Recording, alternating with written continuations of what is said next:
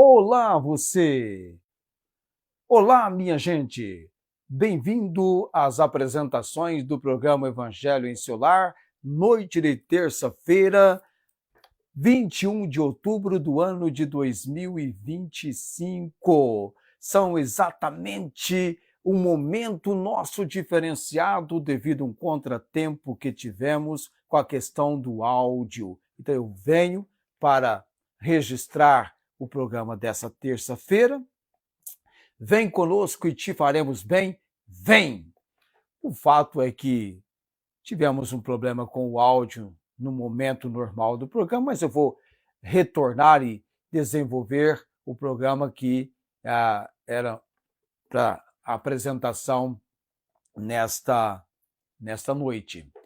Muito bem, o texto nosso, assunto da semana, 1 aos Tessalonicenses, capítulo 5, do versículo 19 ao versículo 22. Deixa eu ir para esse texto da palavra.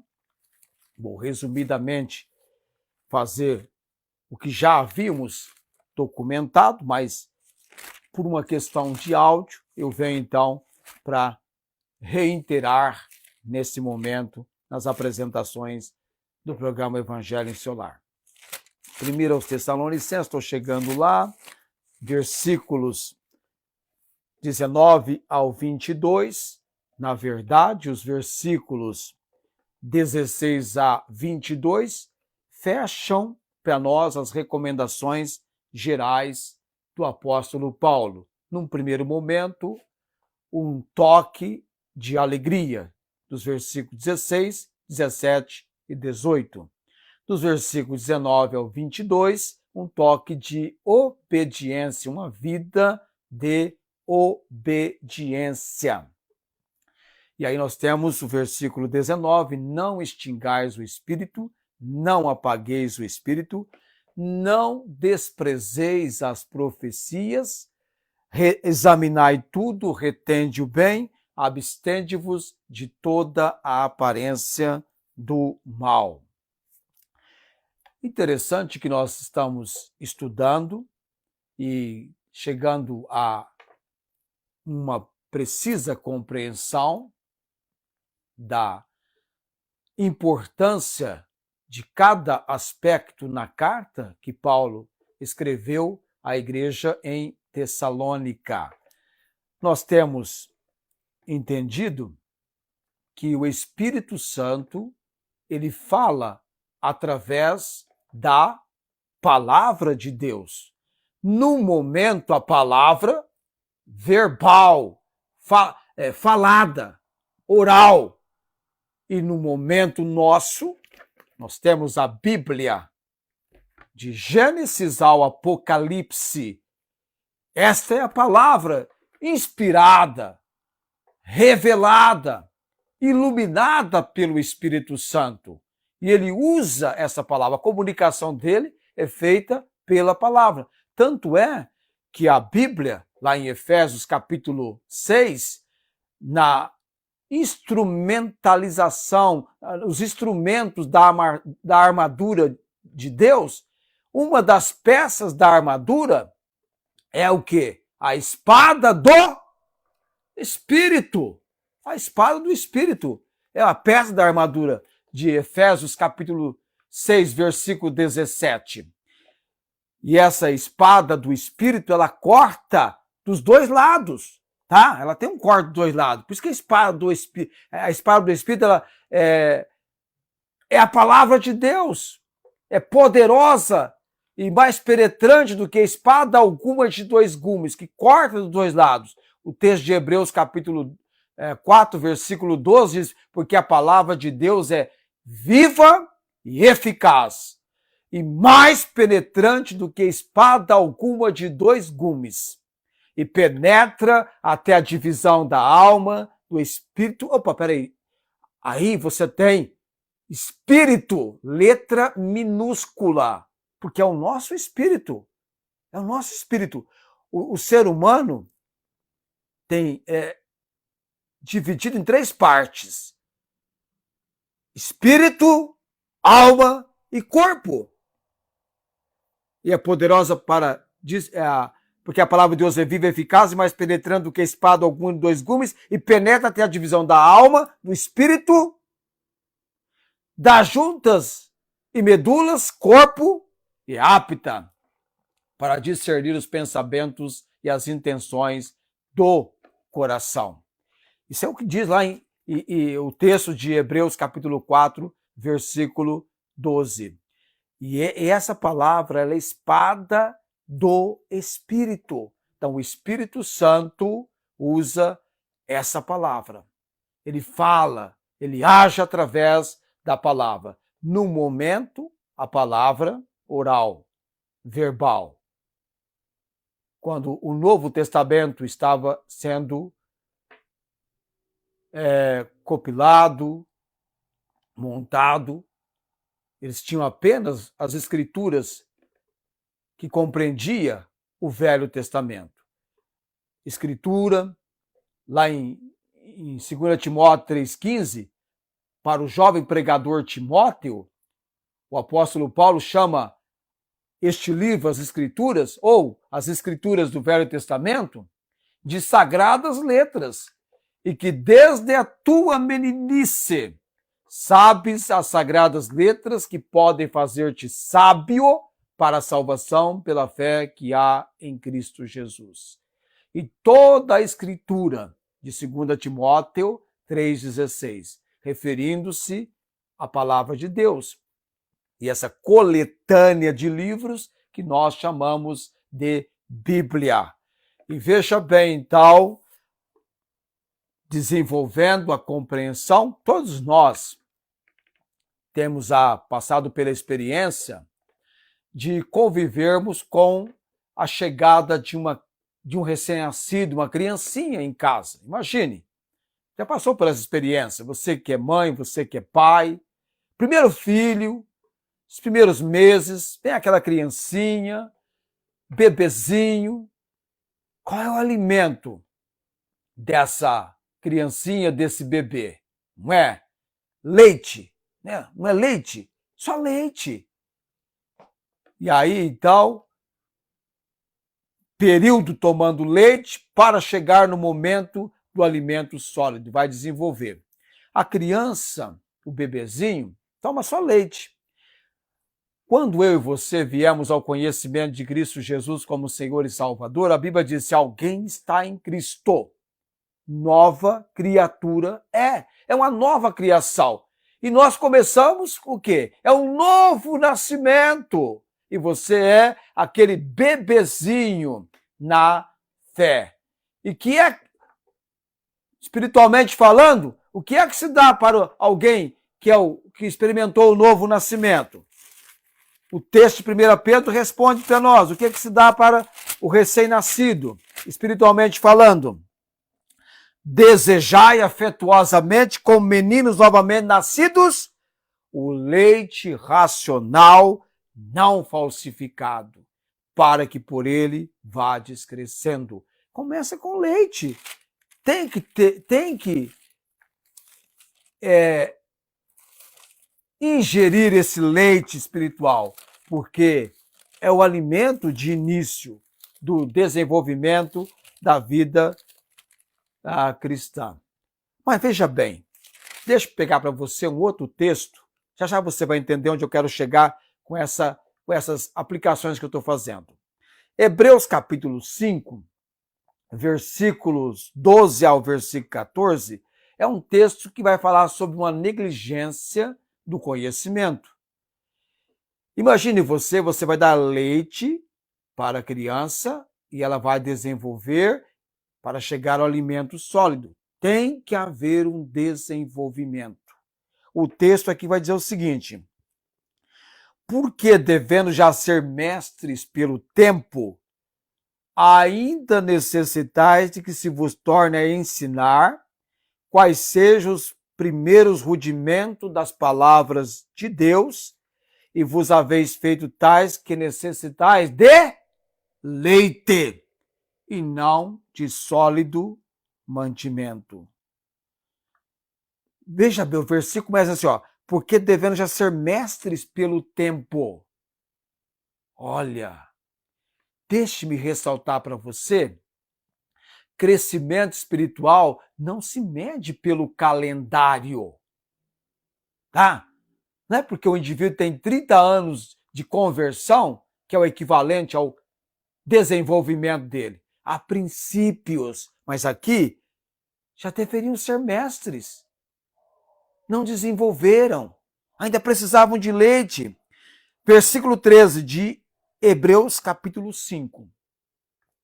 Porque qualquer que ainda se alimente de leite não está experimentado na palavra da justiça, porque é menino.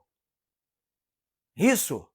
Mas o mantimento sólido é para os perfeitos, os quais, em razão do costume, têm os sentidos exercitados para discernir tanto o bem como o mal. Agora, destaque para você aqui. A igreja em Tessalônica, que foi estabelecida pelo apóstolo Paulo, era uma igreja de novos convertidos.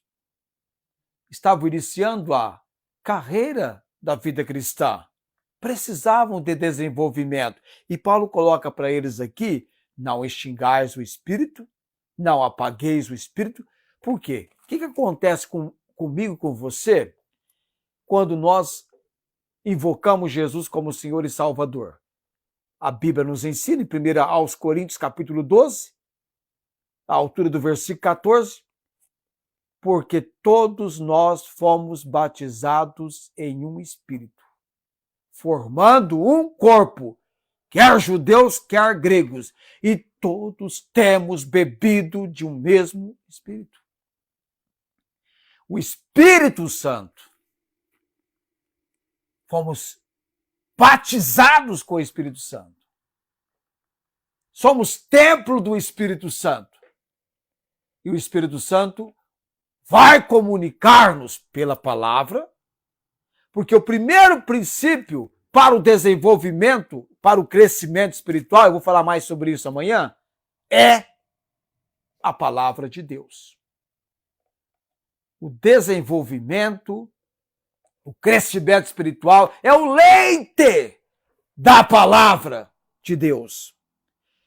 Porque aí vem, não desprezeis as profecias. Você vai precisar da ação do Espírito, do agir da palavra, que é usada pelo Espírito, para que então você possa cumprir a ordem do versículo 21. Examinai tudo, retende o bem, abstende-vos de toda a aparência do mal. Eu quero falar amanhã com você nesse toque aqui de 1 aos Tessalonicenses, os princípios para o desenvolvimento, para o crescimento espiritual. Porque quem não cresce é anão. Há alguma coisa errada. Não é normal. O normal é haver um desenvolvimento, um crescimento. Ok? Vamos então para Atos capítulo 17, para falar da igreja, o destaque evangelístico, quando Paulo chegou pregando o evangelho em Tessalônica. O destaque, Atos 17, Lucas não está com eles, porque se Lucas estivesse, o versículo 1 não traria o verbo chegar, chegaram, seria chegamos. Lucas não estava com eles. No capítulo 16, versículo 10, na ida para a Europa, a região da Macedônia, Lucas estava, e ele escreve que eles procuramos, você vai ver no versículo 10, que depois de Paulo ter uma visão de um varão da Macedônia que se apresentou clamando, o clamor do varão da Macedônia, que se apresentou rogando, passa a Macedônia e ajuda-nos. E Lucas, no versículo 10 de Atos 16, ele menciona, logo depois dessa visão, procuramos partir. Procuramos quem? Lucas, apóstolo Paulo, Silas e Timóteo. E aqui em 17, ele vai dizer, chegaram a Tessalônica. Quem chegaram? Quem? Paulo, Silas e Timóteo. Ou Silvano e Timóteo. E o destaque evangelístico dessa chegada de Paulo em Tessalônica, ele traz alguns detalhes para a gente que a gente vai atentar, que é a maneira como os tessalonicenses receberam a palavra. Então, a recepção da palavra, a alegria em meio à tribulação, o poder do Espírito Santo, o impacto da palavra, nós vamos dar sobre isso, e a propagação do Evangelho e o que a palavra ensinou. Esses fatos é que nós vamos estar estudando durante essa semana. Foi um trabalho coletivo, tá? Trabalho coletivo. Eu, quando estava meditando sobre isso, eu me lembrei-me de um momento em que eu fui numa casa de apoio, convidado para falar com homens que estavam nessa casa, e eu conheci um rapaz por nome Omar.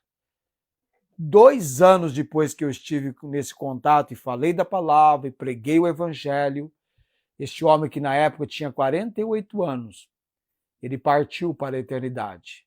E naquele momento, quando eu cheguei na casa para apresentar a palavra, eu olhei para aquele homem e ele foi o que mais me chamou a atenção de dentre todos, pela forma, a princípio arredio, indiferente, que foi aos poucos se desmoronando, desmontando aquela aparência, aquele aspecto, foi se tornando um pouco mais gentil para ouvir o que eu tinha para falar naquele final de tarde e início de noite. E foi um momento coletivo, havia várias pessoas juntas, não foi um evangelismo individual. E aqui Paulo tinha por costume, o versículo 2 diz, e Paulo, como tinha por costume, for ter com eles, onde? Na sinagoga, e por 3 sábados, disputou sobre as Escrituras. Quase que poderíamos dizer de uma forma de debate, com perguntas e indagações, perguntas, e ele expondo. O importante é que ele estava expondo e demonstrando, e apontando para Cristo. E ele estava usando as Escrituras do Velho Testamento. Detalhe interessante é que as pessoas ali reunidas eram pessoas que criam na existência do único Deus verdadeiro, Deus,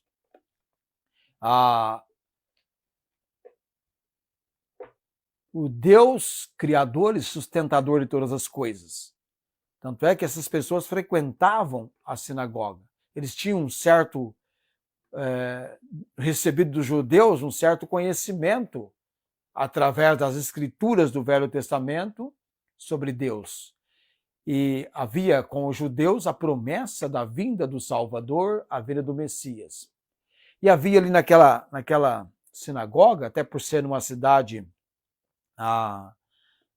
de gentios, uma cidade gentílica, havia naquela sinagoga também gregos religiosos e algumas mulheres. Na verdade, havia uma grande multidão de gregos religiosos, interessados no conhecimento do Deus único e verdadeiro. Esses gregos religiosos precisavam, como todas as pessoas precisam, se o que chamam de religião não evangeliza, não prega, não leva a Cristo, eles precisavam ouvir as boas novas de salvação. Embora fossem religiosos, estavam desprovidos do conhecimento de Cristo Jesus como seu único e todo suficiente Salvador. Precisavam de Cristo. Os tessalonicenses, eles receberam a palavra de Deus e o impacto deles receberem a palavra de Deus foi crucial. Porque, embora a Bíblia diga que eles referem-se a esses gregos como religiosos, eles estavam envolvidos na idolatria. Porque, recebendo a palavra com fé e alegria, abandonaram a idolatria. O capítulo 1, e como dos ídolos vos convertestes a Deus para servir o Deus vivo e verdadeiro. Houve uma conversão desses gregos religiosos e também de alguns judeus, por causa de terem recebido a pregação através do apóstolo Paulo. E eles agora iriam servir o Deus vivo e verdadeiro. E a resposta de fé deles foi tal que eles se tornaram seguidores de Paulo e do Senhor. E fostes feitos nossos imitadores e do Senhor, diz Paulo, no versículo 6 da primeira carta, capítulo 1. E fostes imitadores, e fostes feitos nossos imitadores e do Senhor, recebendo a palavra em muita tribulação, com gozo ou com alegria do Espírito Santo. Esse impacto do Espírito Santo. E eles, mesmo diante da perseguição, da oposição, eles receberam o Evangelho não apenas com palavras, mas com o poder do Espírito Santo. E a mensagem se espalhou através ou a partir deles. Amanhã eu continuo com você, falando sobre a recepção da palavra, esse impacto, a importância do evangelismo e esse fato que o Espírito Santo fala através da palavra. Sempre foi. Num momento, inspirando, revelando e agora iluminando-nos na palavra. O lançar de luz do Espírito sobre a palavra. Nós vamos orar nesse momento. Eu tenho que orar pelo Fernando, a mãe dele, a dona Maria Cordeiro. Ela é uma senhora que, devido à descoberta de um câncer, fez com que o Fernando, que estava morando em Portugal, retornasse ao Brasil para acompanhar o tratamento da mãe.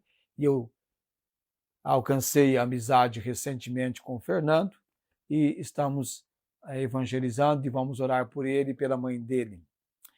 Também vamos estar orando pelos nomes que eu tenho aqui no nosso quadro de oração, as apresentações do programa Evangelho em Seu Lar.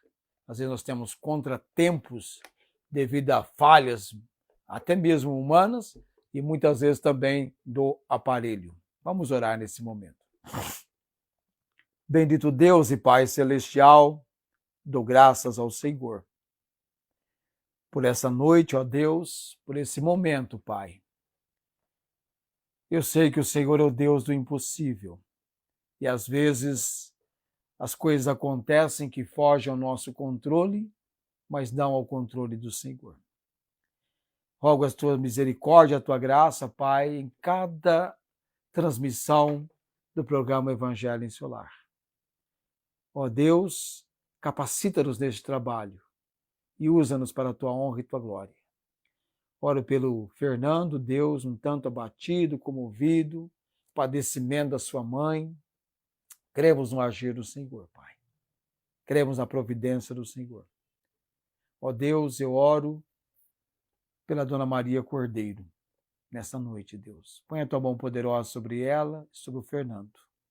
Que eles sejam preparados pelo Senhor para o conhecimento de Cristo Jesus como Senhor e Salvador.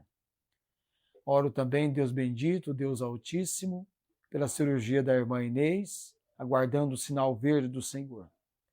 Que ela tenha a paciência, a perseverança no Senhor.